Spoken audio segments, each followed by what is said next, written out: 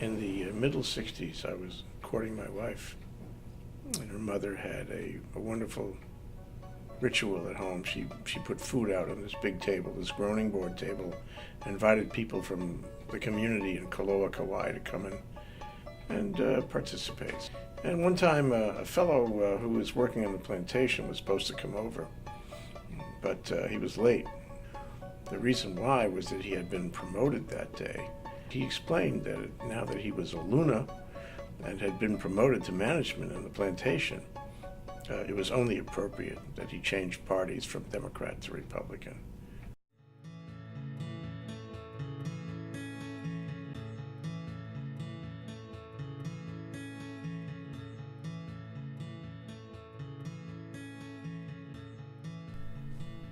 My name is Mark Bryans.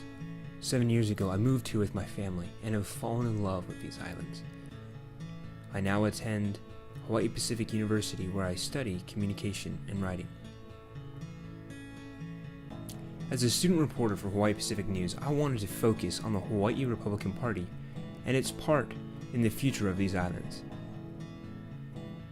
As a young conservative myself, I wanted to know what things looked like for people like me.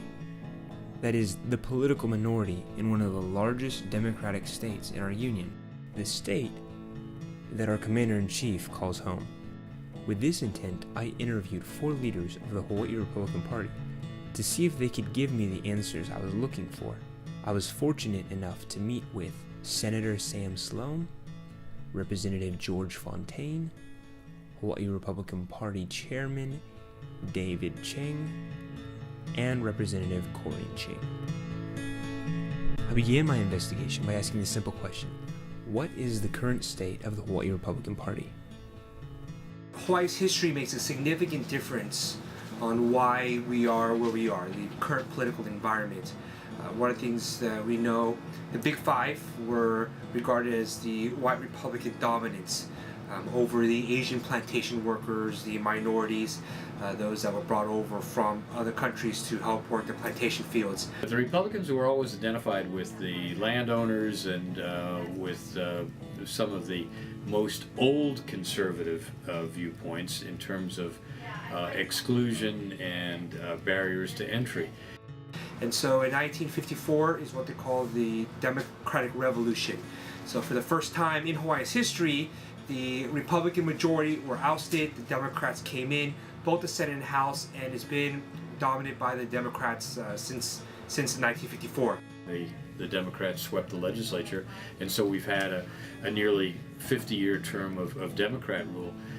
Whether it's Republican rule or Democrat rule, absolute rule by one party really is not a positive thing. My other question was very simple. What does the future look like for the Hawaii Republican Party? With our new leadership that's taking over, young leadership, I really believe that going forward our party is going to be very, very successful and be able to really provide a two-party system in this state, which is so important. Main thing is for young people to really get involved because they can make a difference. We always appreciate young conservatives speaking out, especially when it's sometimes the unpopular thing to do. But one of the things that we want people to know is that we can't silence any voices. It's very easy for the people in the majority to say, hey, the people in the minority, they don't count, they don't matter. It's not true. We want them to continue to speak up for what they believe in.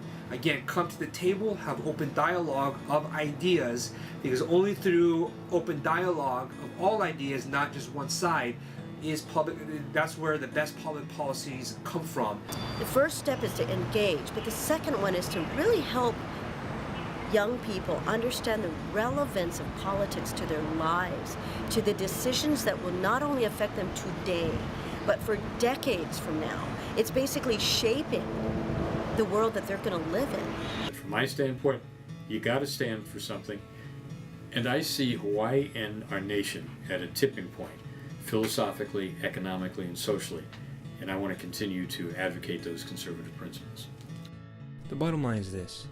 Our generation is coming of age, and the generation before us now looks to us to begin to step up and make committed decisions that are going to impact not just Hawaii's future, but the future of our nation, and of our world.